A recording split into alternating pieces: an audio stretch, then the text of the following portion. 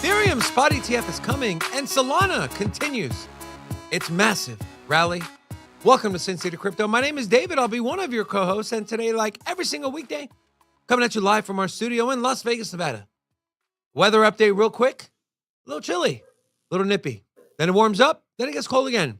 Welcome to Las Vegas. And now, I'd like to introduce you to your other host, Robin.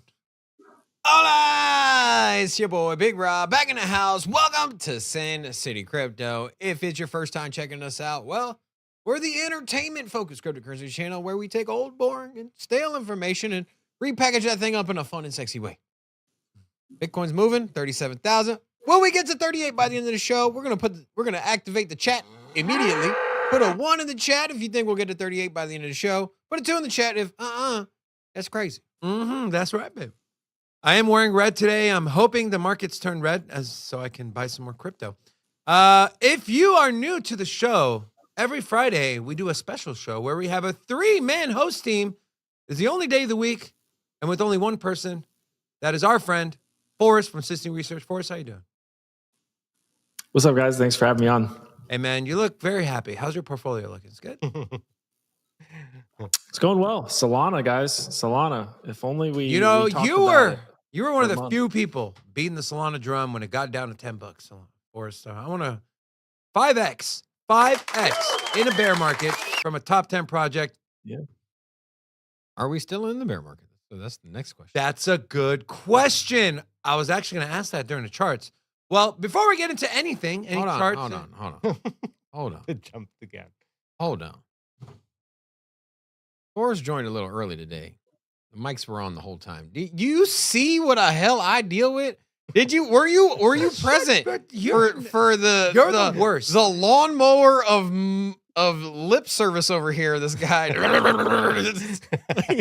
I can only see him talking. The audio was cut off. I just had music going. I spare you this, Forrest. That was me trying to Yeah. spare you all the. Listen, drama. Forrest, remember all that bonding we had, Forrest, when Robin was gone? Don't let that go to waste Don't now, let it bro, go. okay?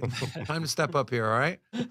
Guys, want to thank our channel sponsor. Today's crystal clear 4K stream is brought to you by Cam's Blue Wire Technology. If you run a business or your friend or family runs a business and, well, you want to focus on making money and you don't want to spend time with your networking, IT, and cybersecurity, there's one company we believe you should go with, and that is Cam's Blue Wire Tech. Visit bluewiretech.com or click the link in the description of this video. Speaking of video, now, there's a lot of life hacks in life, you know? Some things, very expensive, but we can save you a little money. We're going to do that. So, you know, Balenciaga is a pretty big brand. A lot of expensive things. Well, they just came out with a brand new bracelet. Well, we have a life hack. If you like the bracelet, but well, you just don't have $659 to pay for it. There is a way, guys. There is a way. Okay.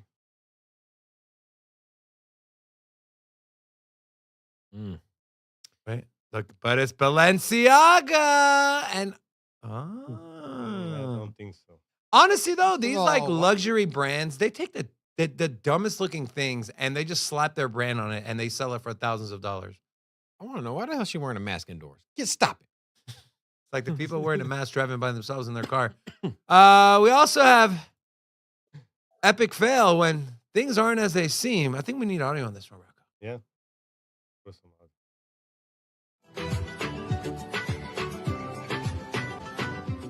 Should be a good video, right? Let's take a look at what.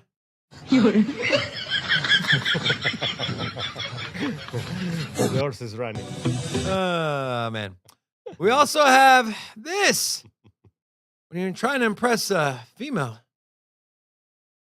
All right. Mm. Look at that. Come here. I don't know if that's called impressing a female or trying to abduct one. Okay, Rocco Forrest. beautiful bird. Is this the same shirt that David has on right now? We are matching. It might be. It might be. We're matching. Guys, just be careful. You don't want to come off as a weirdo.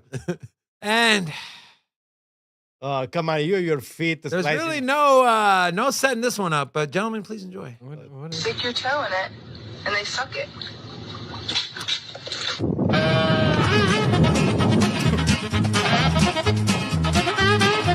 Stick your It is Vegas, guys. It is Vegas. Remember, Sin City Crypto. And, sir, we found the person who told you to wait for $12,000 Bitcoin. Man, we have a problem, Mouse. have a problem. What do you, Mr. McMahon? We have a problem. Here, they're in the parking lot. You stay here! You stay here with Stephanie! You take me to him! Take me to the son of a bitch! Take me to him! Come on! Go, go, go, go, go, go! Forrest, are we going to 12K? What happened? Maybe next year, but no time soon. And then Japanese company creates a wearable beanbag so you can lay down whenever and wherever you want. Forrest, if I got you this for Christmas, would you use it while you were trading? With the Sin City that looks Crypto phenomenal. logo. Yeah, with a logo. Like, I know I'm a good merch guy. I like it. He likes You- it. All like, right. why even buy a bed at that point? That's what I'm You saying, sleep dude. anywhere. It's like portable, use case, utility, utility. We just needed to have a token. And summarizing cats in one tweet here. I'm so lonely. Why must I live this life alone? Don't touch me. Will this loneliness ever end? I don't have a cat. I don't know. Rocco doesn't have a cat. Forrest, you have a cat? Nope, I got 2 dogs. Well, there's only one weirdo here that has a cat, and well, his name is Robin. And in honor of today being Veterans Day, I have this video. This is not a funny video, but it's very touching. So this is a dad surprising his kid, does a little boxing, right? And Oh, it's Oh, it fast doesn't. You can see. Okay.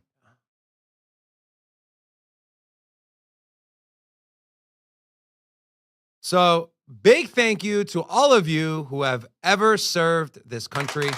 We know we have a lot of people in our chat that have a military background. I know Rob comes from a military family. Not sure about you, Forrest. Me, no. But on today, Veterans Day, we want to salute all of you and thank you if you are a veteran and you've served this great country. Robin, you have anything to say on this? Yeah, man. I grew up in Norfolk, Virginia, home of the largest naval base. Dad did 20 years, retired. He's been through the ringer with disabilities, and so a lot of that came from being in. He would work on submarines. He was a torpedo man, so Oh, wow. he was always on his hands and knees, crawling into torpedo tubes. So was he the one like putting the missiles in the chambers? I don't know if he loaded them, but he serviced them. So basically, you'd have to crawl in there, clean stuff, break stuff. He was also a certified diver, so he would go on the outside to clean the tubes as well, because there's the part on the inside and there's a part on the outside. Damn. And back in the 70s and 80s, or when did he join? Yeah, I think he joined in the 70s. So back in the 70s, the diving equipment was not quite as top notch. So Well, Bitcoin could have fixed that. it but we was didn't have actually one of the most deadliest jobs in the military, was to be a deep sea diver for Damn. submarines. So, he's alive though, so Well, that's good. success, boy. Shout out to Rob's dad and shout out to all of you who are veterans. Thank you very much. All right. Let's talk a little bit about some stuff. So, a big candidate presidential race is happening in Argentina. And while the pro-Bitcoin candidate, Javier Milei, is leading 48.5 to 44.7, will we see an El Salvador-like situation to where Argentina adopts Bitcoin as legal tender if Mr. Milei gets the nod to become the next president of Argentina? We know the economy there is completely messed up. Inflation in the triple digits. We saw what happened when El Salvador decided to make Bitcoin legal tender. Not necessarily talking about price action, but narrative. Now you're going to have arguably a 4 or 5 times larger economy if they do the same. Do you think it's going to have a similar impact? Is this no biggie? What are your thoughts, Robin? So I went to look what was the average buy for Bitcoin, and because they were buying on the way down from the top. Anyways, as soon as I typed it into Google, El Salvador average, it said meat size. Like, that was what Google. It stopped me from looking into this. Anyways, El Salvador. I don't know, man. It got me off guard, bro. You sure you're on Google? Yes. Okay. Like, hold on. Like, You look, better it's the very first hit, bro. El Salvador average meat size. I did. What are you degenerates searching on Google? What the hell's And wrong so, with you? anyways, it just caught me off guard. Yeah, I'm not even gonna comment on that. All right, so Yeah, don't. I didn't get quite far enough into the search to find out what their average buy is, but they were buying on the way down. I remember during the depths of the bear market, They were buying one a day. Bukele, he announced that he was going to buy 1 Bitcoin a day, and That was when Bitcoin was in like the teens, the high teens, Yeah. 16, 17, 18, 19K. what I'm curious, what I want to make a statement on is that if Argentina were to adopt Bitcoin, you can have multiple currencies. I mean, here in the States, we have the mindset, hey, dollar, you're not going to use any other currency, here in the States. I mean, you can buy other currencies at the bank or at exchanges, you can hold it, whatever, but it's not really used. Any other currency is used, but that's not the case. And so globally, even before this El Salvador thing, there is multiple nations. I don't know the number, but there's a handful of nations that do have multiple currencies, and a lot of times it's. But the is it legal dollar. tender? That's the question. Yes, right? yes, yeah, 100%. Yeah, you can look. I Like remember in Sweden, I can pay with the Swedish crown, I can pay with the euro, or I can pay with a dollar. Yes, and there's a lot of examples of that. So what's to stop a country like Argentina from just tagging another currency to the list of acceptable currencies that they have? Now, I'll say this: there's a lot of Argentinians that are using Bitcoin or purchasing Bitcoin, and it's no different than illegal drugs or illegal investments, or basically where there's a product that is made illegal, but the citizens are going to get it anyways. You can profit by taxing or using that service. So, on the same way that you can sit here and say gambling's illegal, we don't want anybody to gamble, but here's the truth of the matter. Your degenerate uncle that likes to bet on football, he's going to gamble anyways, regardless if you make it legal or not. Why not tax it? We've seen a shift in gambling here in the States as one example, and now there's a new revenue stream for states to offer gambling, and we're seeing that there's, I think, over half the states now have some form of legal gambling through sports betting, and the same could be said with nation states. And so, why not offer Bitcoin as a fiat currency as an alternative? Especially if your citizens or the people the people that live there are buying it anyways. So why not monetize on it? And then if you have the El Salvador path as well, where hey, we're gonna buy it and hold it ourselves as a hedge against inflation for our own currency and also against the dollar. You can see that even with the average buys like El Salvador has done, it's going to pay off in the long run. So, Any thoughts, Forrest? Forrest, got Hey, any cut thoughts? out there for a second. So the question is thoughts on Argentina adopting Bitcoin, but like to what degree? Like to use as a currency or just to Yeah, hold? legal or- tender, kind of like what El Salvador did. You guys know I have my reservations about Bitcoin in particular, as a currency and as a store of value. I can get behind the idea of it maybe trading like gold and being more of a store of value. When you talk about legal tender and as like as a currency, Like right now, today, the average transaction fee for Bitcoin is $16, right? It's $16 to send a Bitcoin transaction. So if you're going to actually go use it to pay for something, it's just not tenable. You can't go pay for groceries right now But with, can't with some Bitcoin argue for us? on the layer one. Can't some argue? What's Okay, up? but can't some argue there's layer 2 solutions like Lightning Network? Yeah, but Lightning Network's super centralized, so it defeats the purpose, right? So Strike, right? Strike for the longest time, their custodian, when you use the layer 2, you use the Lightning Network through Bitcoin and you put your Bitcoin on Strike, they dodged a very, very close bullet in this bear market because they kept all your Bitcoin. Strike kept all their Bitcoin with Yep. Prime Trust. Prime Trust is the custodian that lost all their money, went bankrupt because they lost their private keys and they were guilty of fraud. I think Scott Melker covered them really, really well. The Wolf of All Streets, I think, is his Yeah. Twitter handle. Yeah. That was the broker for Strike. So if you want to use the Lightning Network, you were potentially going to lose all your money if your custodian goes out of business or bankrupt. So I can get behind like holding it. Like I like the idea of backing a fiat currency with a basket of commodities, and Bitcoin being one of those commodities. I have no issue with that. I think potentially plays a role as some sort of digital commodity like gold or silver. That I can get behind, but actually using it as a currency, I just don't think it makes a lot of sense personally. Well, I think in like a medium term currency, if that's even a thing or term, I'm just thinking like, hey, your currency is debasing by a factor of 2. So in Argentina, you're losing half of your purchasing power every year. And so, unless you're living paycheck to paycheck, which I understand a lot of people are, any money that you're setting aside, whether it's for the water heater breaking or perhaps someone's education or new car, it's really made impossible unless you're holding a commodity of some sort, right? Or some kind of security that doesn't move in tandem with inflation.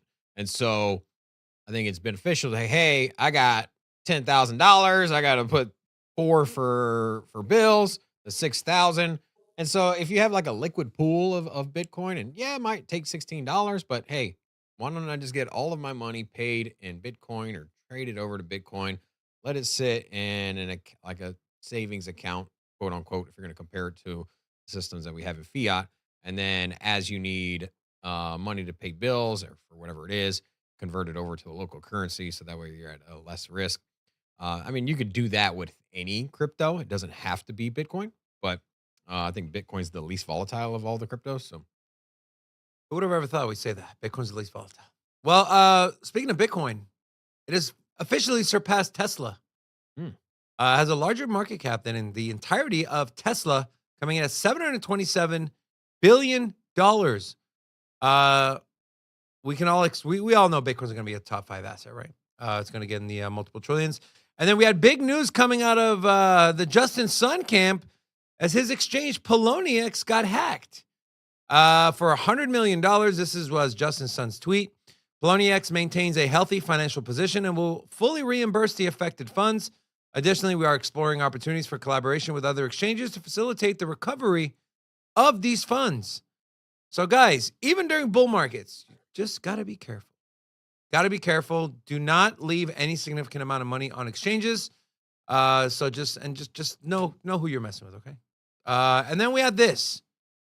So this is from John Deaton.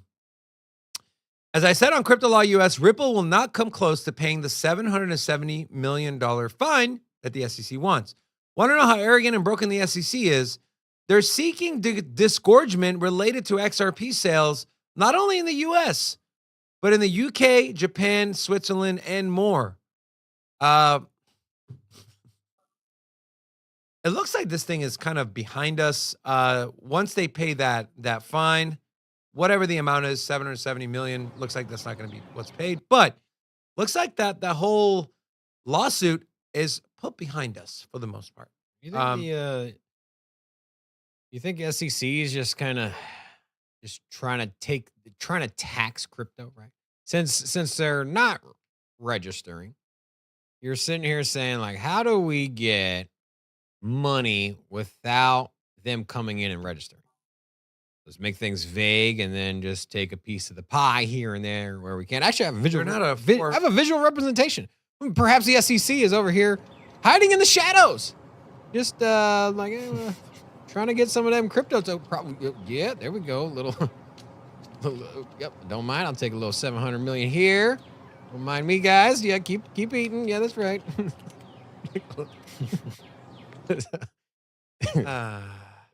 You gotta love raccoons. Well, the SEC is not a for-profit organization, right? But Let's be real. you know, it sounds worse. They make money. When you're the chair and you go in front, hey, Mr. Genzer, you guys spend $800 million litigating these crypto companies and you lost money. Well, they can go back and say, no, actually, we brought in Those not those non-profit organizations. Yeah. Those are some of the wealthiest. We're seeing Harvard's We're not going down that road, Rob. churches. A lot of private jets over there. Yeah. Anyways, let's talk about some crypto. Let's talk about some prices. So here we have Bitcoin quarterly returns. We're coming in Q4, 1 month in, about a month and a week in, 38% in the green. That is for Bitcoin. For Ethereum, 25% in the green in Q4. We saw that massive rally from Ethereum. And as far as we always take a look at Bitcoin's monthly returns, but let's take a look at Ethereum's monthly returns. The largest return since January of this year, November, has brought 15% gains for Ethereum, and for Bitcoin, 7.5% in November. I think we're going to get into double digits here for November. And then we have this. JP Morgan analysts are not convinced that the current crypto rally has staying power.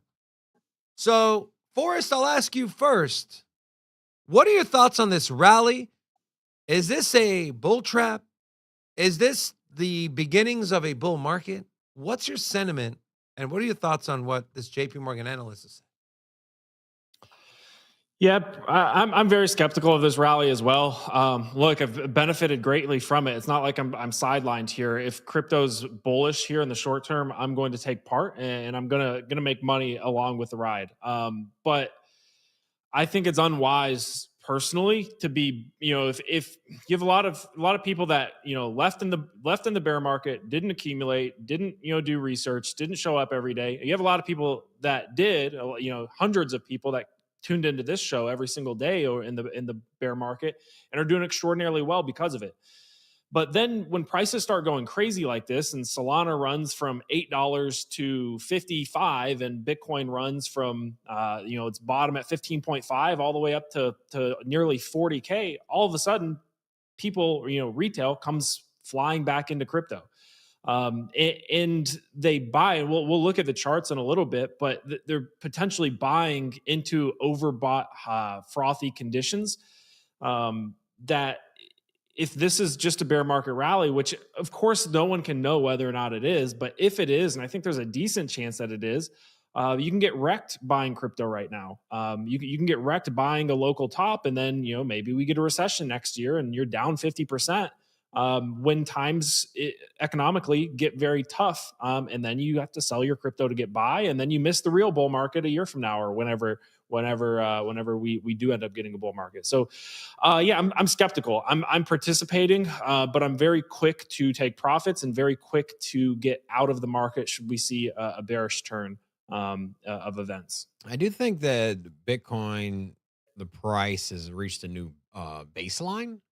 And I don't think that, I think we were loosely discussing it before, but the teens on Bitcoin is gone, right? I don't think we're going to see sub 20,000.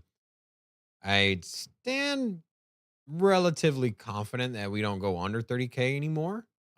But anything's on the table. We're not that far away, and it wasn't that long ago we were under 30,000. So, definitely a real possibility, but I feel comfortable that we won't go under 20K anymore.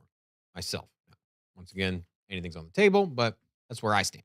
Now, with that said, I think the ETF is going to rally the price of Bitcoin. And what JP Morgan is saying, I think is got a lot of truth to it. But I think the truth is going to come later on when prices reach that 50,000 or 45,000 or perhaps a new all-time high. I'm not sure how much demand this ETF is going to bring, but it's going to definitely shoot the price up. And I think those prices are going to retrace and come back. Not going to be any different than perhaps a IPO where a very hot stock, or we can look at Coinbase for example. When that went public, the price for that was grossly overestimated. Obviously, they launched during the bull market, and then that pulled back.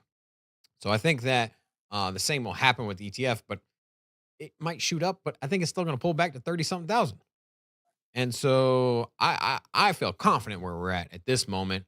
And even if the markets do take a downturn and we don't go back down to 20 or 30,000, it's still a really good buy if you're going to look at the price of any crypto assets. In this conversation, particularly Bitcoin, when looking 4 to 5 years, we're going to look back and be like, damn, I wish I got some Bitcoin at 30K. I think even if macro is bleak, I think we'll see more. I think the narrative for Bitcoin is shifting enough to where even if macro becomes bleak, there's still money going to be rotating. There's still money floating around in assets and stocks. I think a lot of that money is well, maybe not a lot, but some of that money is going to flow into assets like Bitcoin, especially if inflation starts taking back up. Intermission, ladies, gentlemen. 50% like ratio, actually less than. So if you want to be on the better half of this show, also we got a few new people. If you're new here, say hello so we can jump an hola back at you. Jimmy, Bitcoin, XRP, Ally, Jason Caffrey, Relax Time, and Wrong Again. Hola! Welcome. Take a look at the markets, Robin. All right. So we got Bitcoin sitting at that $37,300. You can see a nice little rally from where we were at the beginning of the morning, which was 36.4. You can see that we are gradually moving upwards. I'll let Forrest here in a moment take over the Bitcoin analysis on the charts. But to take a look at the altcoin market, see what's moving. You do have FTT token up 100% in the 24 hours, up 250% on the week. And this is all off of the news or speculation that the FTX exchange is going to reopen and also submit for a publicly traded company in the same way that Coinbase is. And so if all of that plays out, well, hey, the underlying asset obviously will also move in tandem with the exchange reopening. Now, $4.20 is pretty crazy. This got up to what, like $50 at one point? Because I remember the fiasco. Remember they were in negotiations with Binance to buy the FTT token for $20. They're like, just hold $20 support. Look at that. So it traded around $40 for a good chunk of the bull market and above. So $40-$50, even got as high as $77. So you can see the giant spill off here. Is it something I would hold? I don't think so. And I think that there's going to be a conflict of interest if they were to get the nod from the SEC. I think that perhaps them liquidating the token or just getting rid of that altogether or something on the table. So I don't have any long-term belief in the token still, but degens are going to be degens and speculate on price.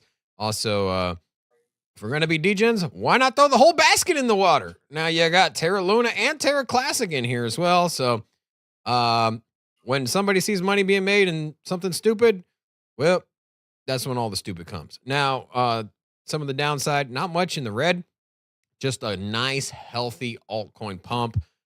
With that, I'm going to send it over to you, Forrest, to take a look at a more in-depth on Bitcoin and alts as well.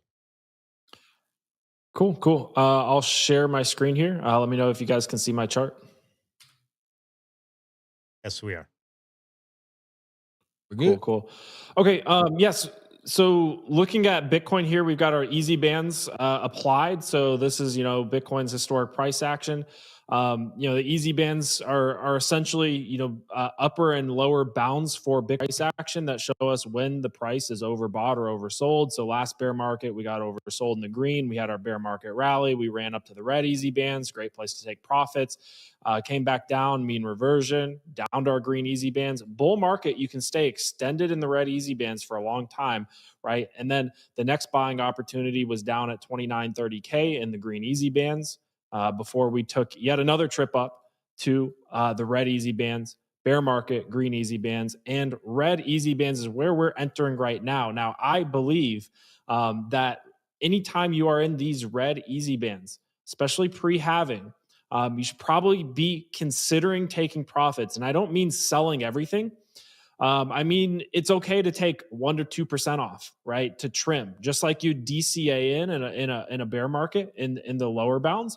The upper bounds kind of dictate where you're going to see some resistance. And if you put these bands on a lot of altcoin charts, you can see we actually got pretty deep corrections on most altcoins after they hit these red bands. So we'll see if Bitcoin follows that same thing. Now, upwards targets. Now these are great bounds for how at any given time how high or low Bitcoin can go.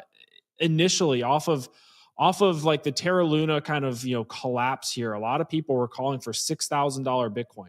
A ton of people were, and I was sitting here and saying, like, no, this is a local bottom. This is very likely a local bottom. Bitcoin has never spent any significant portion of time underneath these green easy bands. In fact, it's a local bottom historically every single time we touch that lower bound, right?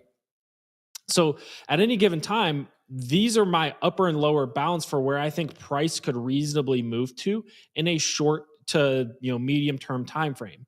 So for me, we are moving upwards, and this lower bound is moving up. But if we crashed here, 15K is on the table. And I know it's an unpopular thing to talk about when everyone's so bullish, but look at what happened last bear market rally. We had a huge bear market rally, a mean reversion, and then I promise you, if the S&P 500 crashes 30 or 40% in January, which I'm not saying that it will. I am bearish on traditional finance in 2024. I think it'll rally through the end of the year. It's a very seasonably bullish period of time.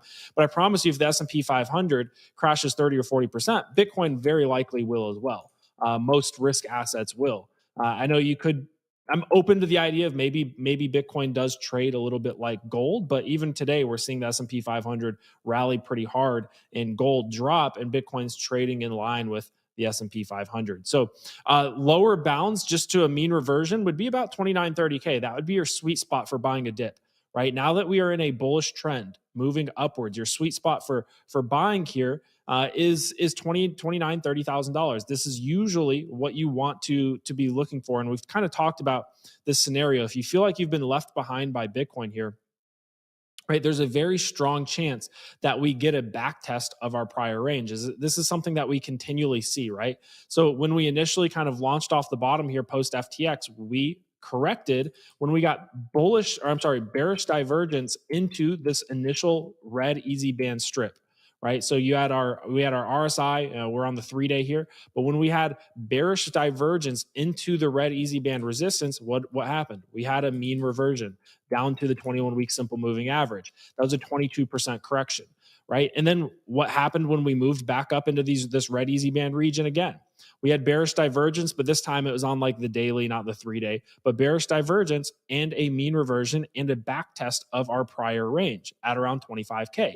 Now we kind of had another back test of 25K. We've moved up and we are kind of vertically accumulating. We're seeing the same pattern we've seen the last two trips up here, right?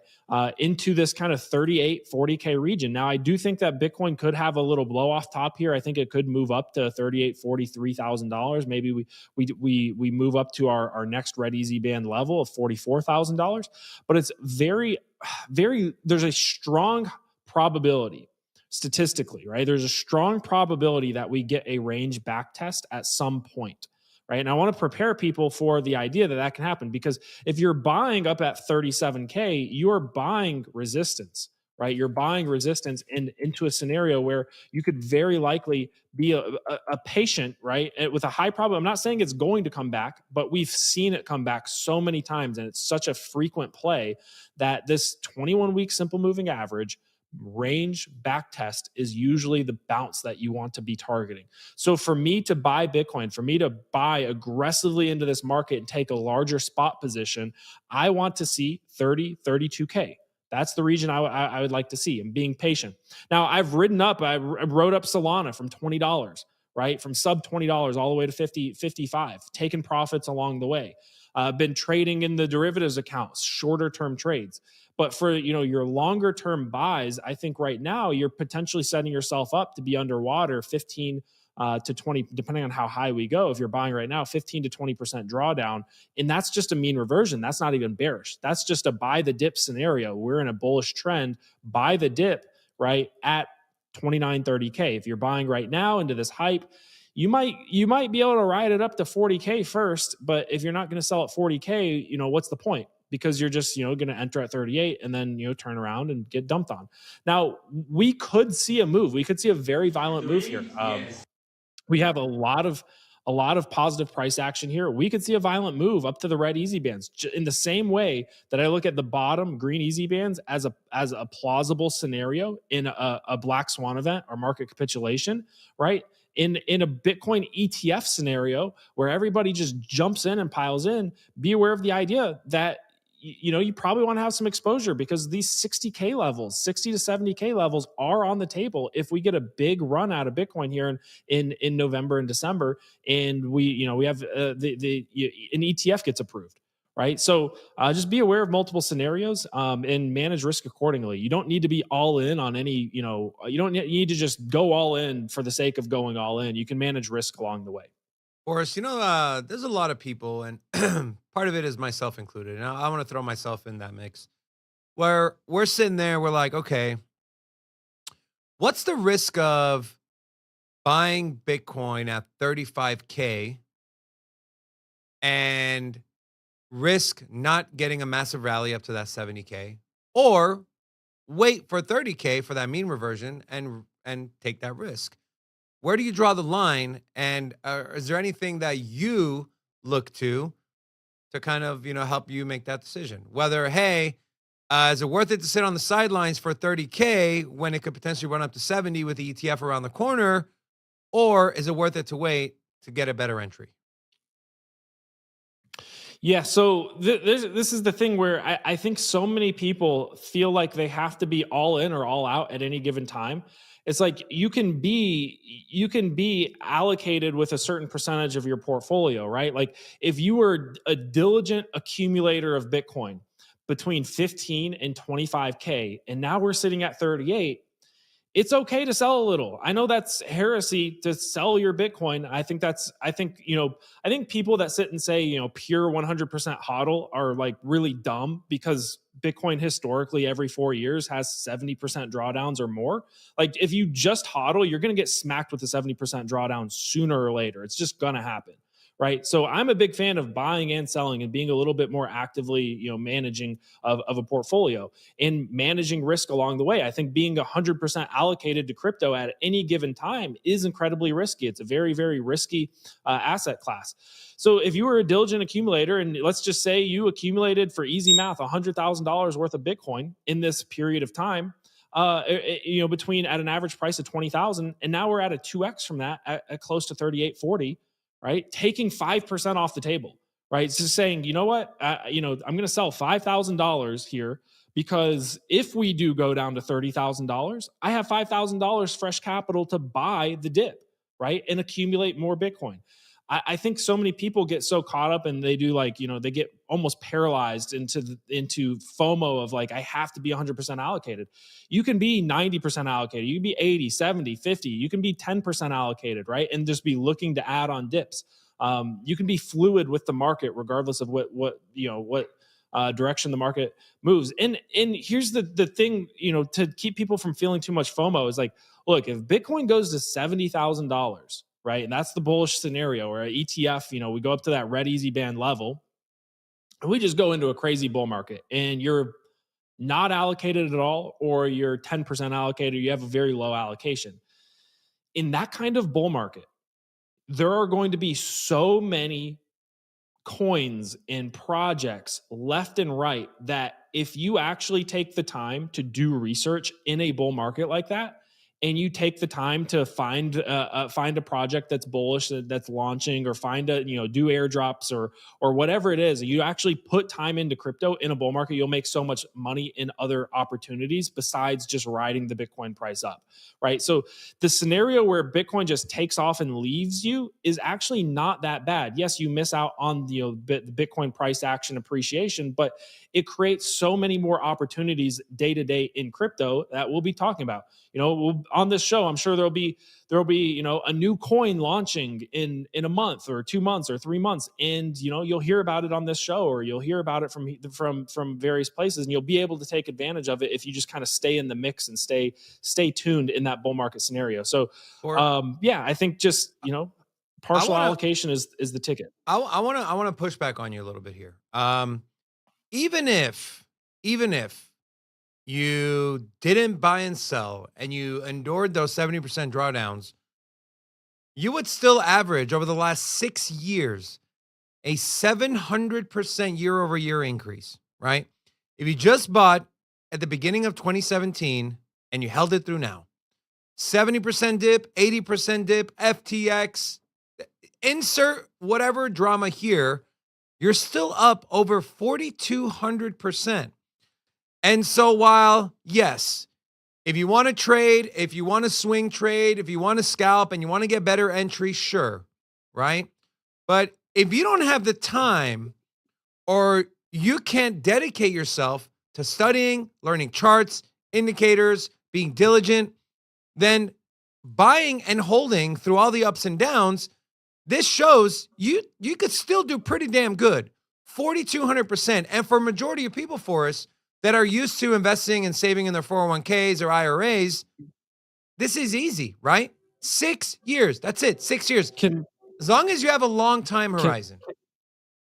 Can I push back on that though? Of course, yeah. There's Absolutely. very, very few people who are buying in 2017. The vast majority of people that are coming in and buying at 40 to 70K plus, $40 to $69,000. And if you just bought and held from $40 to $69,000, you're actually down. You're maybe break even. And if you bought in the bull market in 2016, yeah, you might be up. You might be up 100% if you bought the top last time.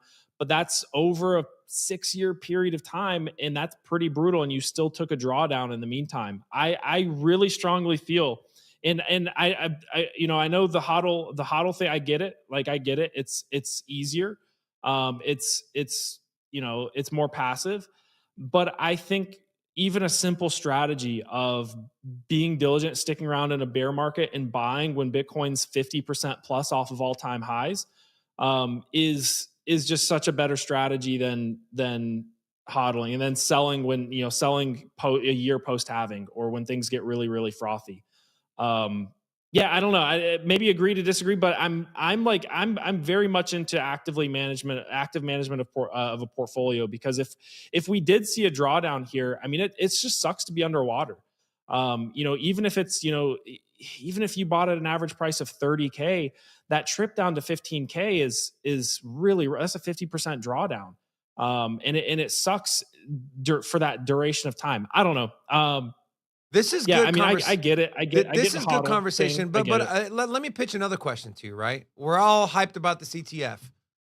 Who are the people that are gonna get exposure to Bitcoin via an ETF? You have the traditional people, maybe the older generation, people who want a financial advisor, and then when they go in once a year and they meet with their financial advisor, what do you think they're gonna hear? Do you think their financial advisor is gonna sit there and tell them, "Hey, Bitcoin's getting ready for a 70% drawdown. Let's take money out, move it here"? And I'm not being sarcastic or facetious by asking that question. I'm genuinely curious if we were to sit here and speculate, how are those yearly conversations going to go? You think they're going to be telling people, "Hey, we're a year post halving, a year and a half post halving. Typically, Bitcoin draws down 70, 80%. Let's move it here and then move it back." Or do you think they're going to go in there and say, "Hey, look, keep this thing in there for 15, 20 years, and you're going to make then a 70, 80% average over the next 20 years"? Well, how do you think those conversations are going to happen? I personally would hope if the financial advisor would be willing to trade the halving cycles for sure. I get the idea of holding it 15, 20 years, but you're talking about a 15, 20 year time horizon on an asset that's like 15 years old. Is a really, really young asset. I think the future is there's some uncertainty on a 15, 20 year time horizon. I get a lot of people do believe that Bitcoin's going to, only go up in price for 15 to 20 years. I get that, but I would not, it's the same thing. If a financial advisor was giving me an allocation to oil or an allocation to gold, I would hope that they would do so based on some basic fundamental analysis of the market. And it truly, with the Bitcoin halving cycles, that halving being hard coded in the Bitcoin code and programmed to 4 years every year causes supply squeeze. I just think it's really, I mean, I would hope that they're buying pre-halving for them. I mean, I would want a financial advisor to be buying pre-halving and selling post-halving, rather than just, sitting, letting my allocation to Bitcoin go through a 70% drawdown. Yeah. I think a 70% drawdown is just, I think it's normalized in the space, in the crypto space, because of the hodl culture. But I think sitting through a 70% drawdown on something or in your portfolio is pretty reckless. I truly do believe that. TradFi is going to get spooked because we saw in 08, it was a 38% drawdown and everyone lost their shit. So you're going to start seeing people who have big exposure to Bitcoin via an ETF. We see these 70% drawdowns. They're going to start panicking, and who knows what will happen. Very much so. Yeah. Rob, any thoughts on this conversation here? You've been very quiet. I can only imagine what you're up to back there. I think that the investment brokers, hedge funds, especially if you're trying to advise somebody on retirement. Now, for just getting into a hedge fund, trying to get a bigger, a large return on an annual basis, I think you're going to get a lot of hedge fund managers that are going to move assets around.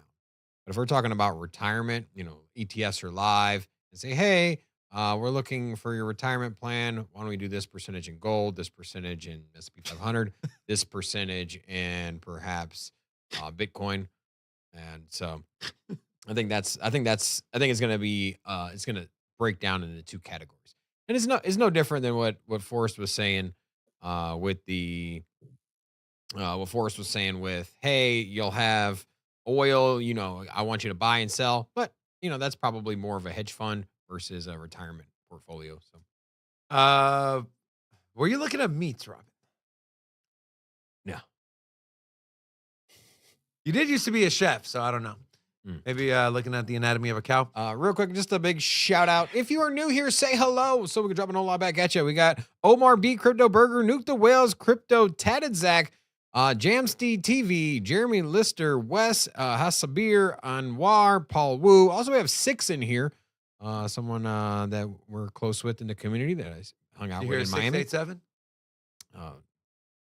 Funny. All right, so to all of you, hola! Welcome to Sin City Crypto. Last chance. Guys, over the last 3 weeks, we've been talking Bitcoin, Solana, Chainlink. We haven't really talked about Ethereum. Well, we are today. That changes here. That changes now. I don't know why I just got so mad, but BlackRock's Ethereum ETF filing has big implications for investors. It is 100% true. BlackRock did file for an Ethereum spot ETF. Well, we know BlackRock's track record, 575 approvals to only 1 non-approval. So pretty good record, so to say. BlackRock, the world's largest asset manager, just filed an application to list an ETF that will hold Ether. This property is especially appealing to crypto investors, many of which are turned off by the technological and security challenges that come with buying the actual asset. This article from Forbes talks about a key distinction between the regulatory statuses of Bitcoin and Ether could cause additional delays. It goes on to say how Gary Gensler, pretty much it's a foregone conclusion, well, not a foregone conclusion. Everyone's in agreement, right? From Gary Gensler to Congress to investors that Bitcoin is a commodity. But Ethereum, we don't have that type of clarity. That is the argument that Forbes is making. But I'll start with you first, Rob. We kind of briefly touched on this yesterday. Let's go a little more in depth here. Gonna expand on exactly what I said yesterday. Do not be floored or absolutely shocked if Bitcoin and Ethereum ETFs all get approved in the same short window.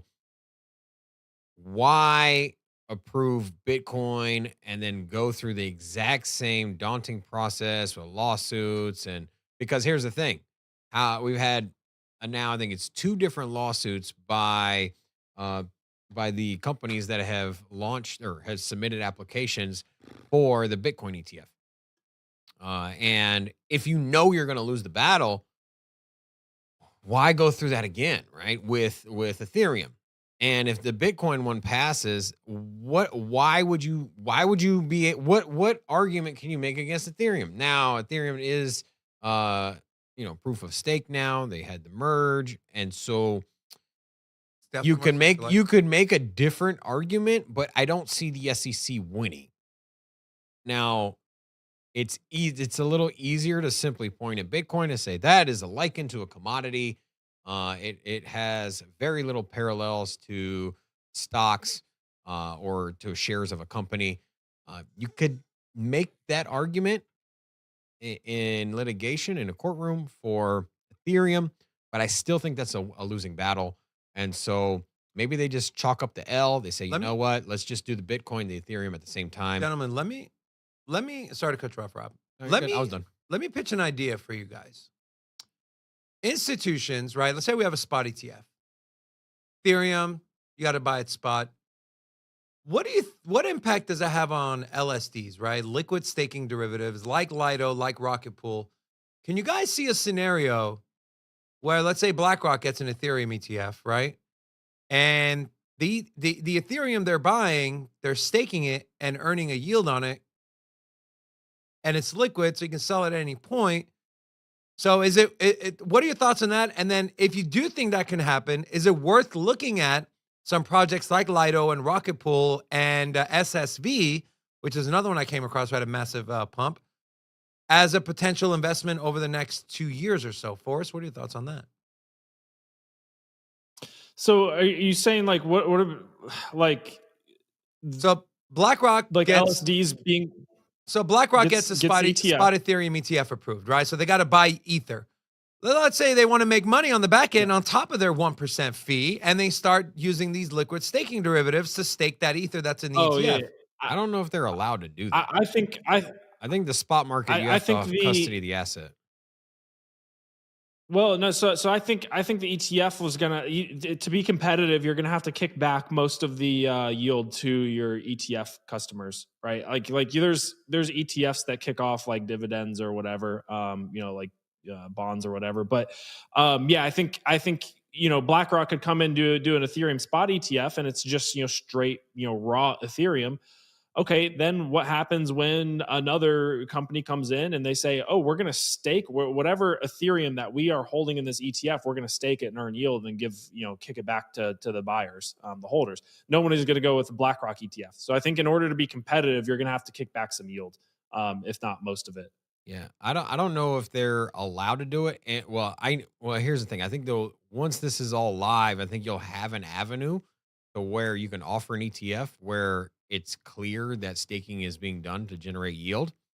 But I think all of this has to be done transparently. Remember, this is traded publicly. And so BlackRock, as your example, can't just take their the iShares ETF, their main one, and then take all the Bitcoin that is supposed to be 1-for-1 of customer assets and then go and rehypothecate it.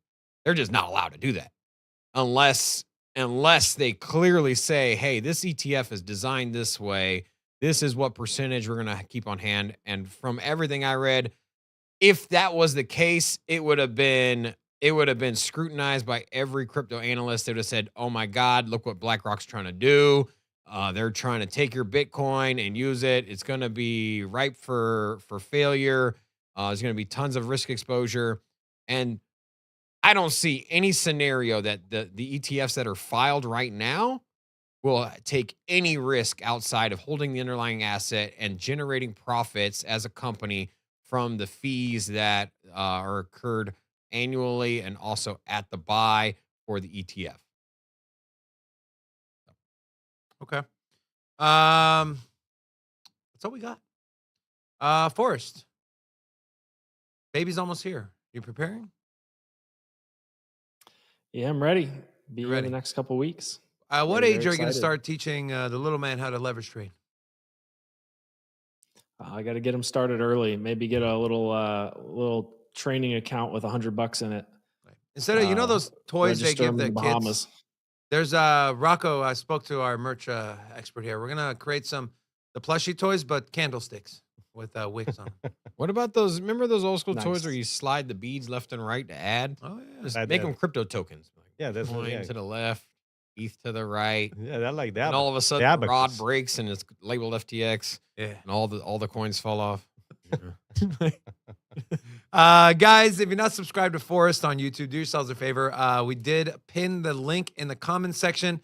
Also, if you want more of Forrest insight, the indicators, there is an affiliate link in the description of this video to get access to the indicators to the Sistine Research Hub. And with that, you'll get access to the Discord as well. He does a town hall, I believe, once a week for us, right?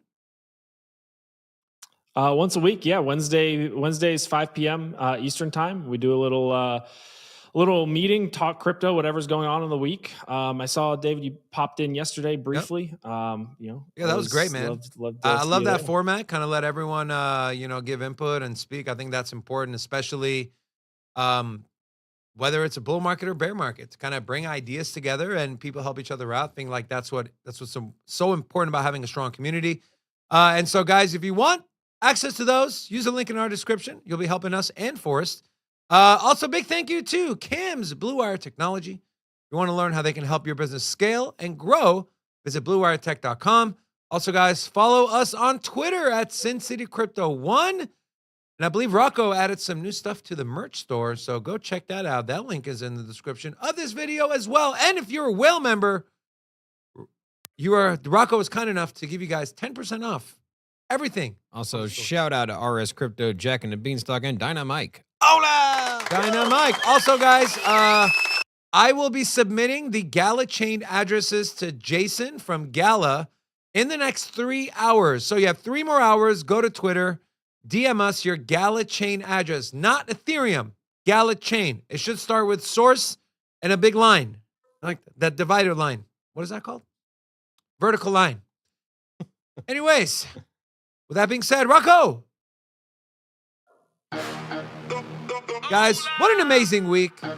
What an amazing day. Have a great weekend. Make sure to come back on Monday, 2 p.m. Eastern Time. On behalf of all of us here, Sin City Crypto, love you guys. Have a great weekend. Peace. Crypto. Everybody know what we here for. Entertainment and info. Gonna show you how to get that big dough. So every day stay tapped in. For big facts, no capping. With Bitcoin, if you're in, then you win. We divide the pie with no fraction. It's Big Rob, David. I spit the game, but they gave it. Name the coin is your favorite. I got dry powder, why save it? To the OGs, new beginners. Special shout out to the well members. Buy the dip, sell winners. Ain't really nothing you can tell sinners. Tune in for the latest new flavors. They gonna teach us mean coins. They polarizing like barbecue chicken pizzas. I laugh with a major grin. Laggers, we trade them in. Baddies, they came to sin. And sinners gon' play to win. Screaming, hola, till my bags are flowing over. Hold ya to the moon and to the solar. Won't I? Don't be letting FOMO